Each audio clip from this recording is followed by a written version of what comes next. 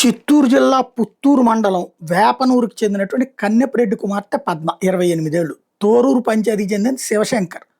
పుత్తూరులో డిగ్రీ చదువుకుంటున్న రోజుల్లో మంచి ఫ్రెండ్స్ అట. వీళ్ళు ప్రేమ పెళ్లికి సిద్ధపడ్డారట. కులాలు వేరవడంతో శివశంకర్ పని లేక జులాయిగా తిరుగుతున్నాడని పద్మ తల్లిదండ్రులు అంగీకరించలేదు.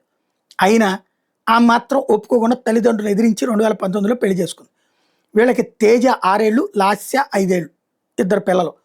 పిల్లలు స్థానిక ప్రైవేట్ స్కూల్లో చదువుతున్నారు. వీళ్ళు పుత్తూరులో ఉంటున్నారు. శివశంకర్ జులాయిగా తిరుగుతూ ఉంటే ఇంటి ఖర్చులకి డబ్బులు ఇవ్వటం లేదట. ఇది పద్మ తన సూసైడ్ లేఖలో రాసింది. తను చనిపోతూ తన పిల్లల్ని ఉరేసి తను చచ్చిపోయింది.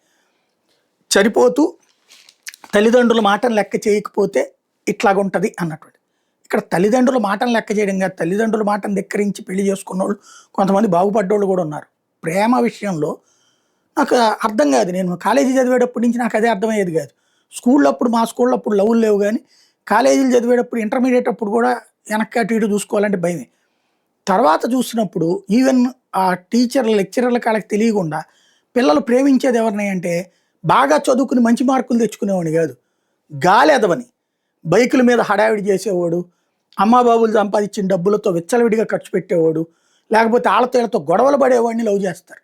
సినిమాల్లో కూడా చూడండి, వెధవనే హీరోగా పెడుతుంటారు అన్నమాట. చాలా సినిమాల్లో వెధవలే హీరోలు అవుతారు. పోకిరీలు, జులాయిలు, ఇది అంటే సరే దాంట్లో చివరిలో ఏదో మళ్ళీ కలుపుతారు అనుకోండి, కానీ గాలికి తిరుగుతా, కనబడదానికల్లా లైన్ వేస్తా, కనబడదానికల్లా ఇది పెట్టేసుకుంటా, ఏం కమిషనర్ల కూతుళ్ళకి పెళ్ళిళ్ళు గారు లాంటి డైలాగులు చెప్పేటటువంటి వాళ్ళు హీరోలు. తర్వాత వాళ్ళు మళ్ళీ కుటుంబాలు బాగా చూసుకుంటారనేసి వీళ్ళల్లో మన కుర్రోళ్ళల్లో అమ్మాయిల్లో వాడు హీరో, ఇది హీరోయిన్. తర్వాత అసలు సమస్య ఎప్పుడు వస్తాయంటే పోషించడానికి వచ్చేవాడికి గాలికి తిరిగి ఏదో ఎట్ట పోషిస్తాడు. అలాంటి వాడిని నమ్ముకున్న ఈ అమ్మాయి ఎట్ట బ్రతుకుతుంది సక్రమంగా.